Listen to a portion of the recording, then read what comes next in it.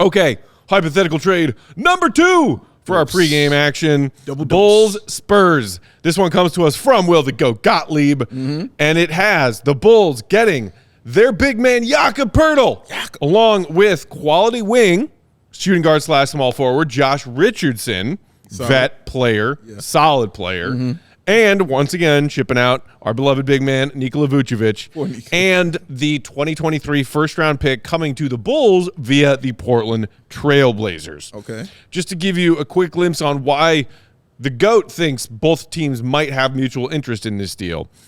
The Spurs could lose both Poeltl and Richardson this upcoming offseason as unrestricted free agents. Fair. So similar to the Bulls in the Vooch situation, if the Bulls don't want to sign Vooch, trade him instead of losing him for nothing, that kind of thing. And Will said, while the Spurs need to pay someone as they are currently below the salary floor, they may as well get a pick back in the process and look to spend to get to the floor elsewhere.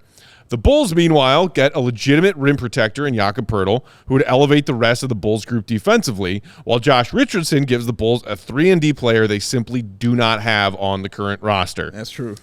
Jakob Poeltl is a free agent, as is Vooch, so you end up paying the younger guy the same contract. Richardson will be a huge addition to the wing depth that's non-existent on this team. True. What do you think about this one, Dave? First of all, Will is kind of biased on this one. You know, he loves some Jakob Poeltl. Loves him some Jakob. Loves him some Jakob Poeltl. All right.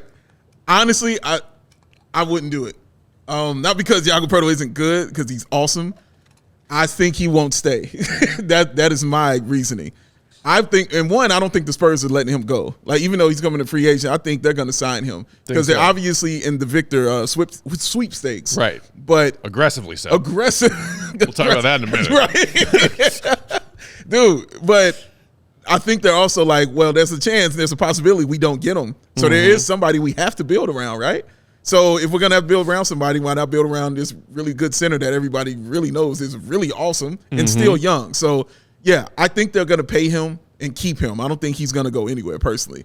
But if you do this, you also give up that draft pick, that first-round pick. Now, a lot of people have been mad at and angry because the Bulls really don't have a first-round pick this year. So didn't help them that we beat the Blazers the other day. We're trying to watch the Blazers make the playoffs out there in the West. Hey, man, it's clogged up over there. Right, yeah. They still got a chance. It's clogged up over there.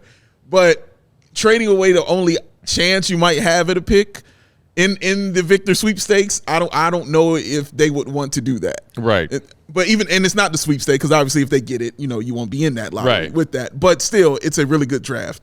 So you'll be able to get somebody and walk away from it because the Bulls are missing some things. Right. So they need to get them. But I like Josh Richardson sweetens the pot for me because I have always been a big Josh Richardson fan.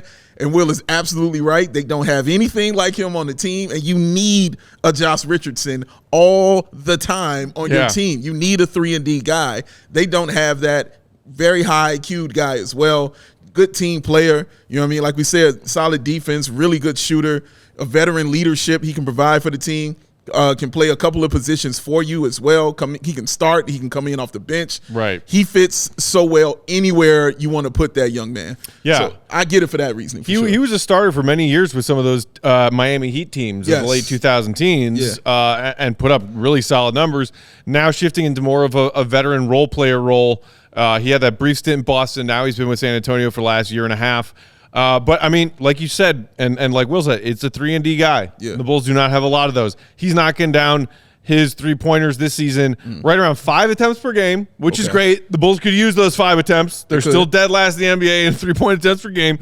He's knocking them down at 36.5%, which is right there at his career mark.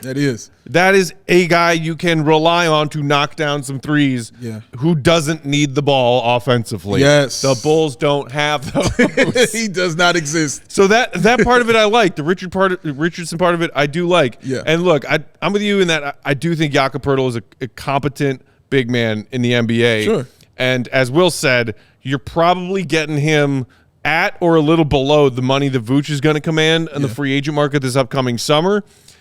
And he's younger. Yeah. So you're getting a younger player for probably cheaper. We'll see. He's now finishing year 3 of a 3-year deal that he signed with the Spurs back in 2020, where he has been paid 8.1, 8.7, and now this season 9.4. Oh, he's coming for his check. Those are modest numbers. Yeah. But you're talking about a starting caliber center. Yes. And That's still less than what Vooch is going to make, I think, in free agency, even if, whether it's the Bulls or elsewhere, even if it comes down a little bit from this contract that he's now finishing up, that once was signed by Orlando and has shifted to us in Chicago. Mm-hmm. It was a descending contract and has been going from the 20-something millions now to just basically right at 20 million.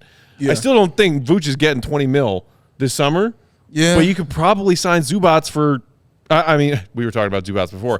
Jakob Poeltl for a little less than that also. Even if he's looking for a pay bump, you can give him a pay bump between $9.5 million and still less than 20.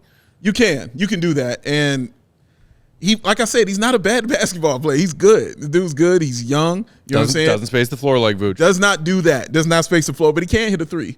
He can hit one occasionally, but he's known for those block shots. He's known for scoring inside. He's known for those rebounding. That's what he's really excellent at. For me, he also works when you actually have a system and a point guard around him as well. You know what I'm saying? Like, I think he has to have those things. Again, the Bulls don't have those things yet.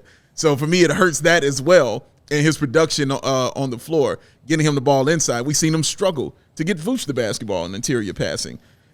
Jakob's kind of got to get the ball. You know what I'm saying? Like, and he's not a guy who's going to be crossing anybody over and be top of the key and making some moves like that. That's not his game. So I think it kind of sets it back a little bit for the Bulls just by the way they run their offense. That's it. He's good. I'm not saying anything outside of that. He's good. But again, I just don't see the Spurs letting that guy just walk out the door.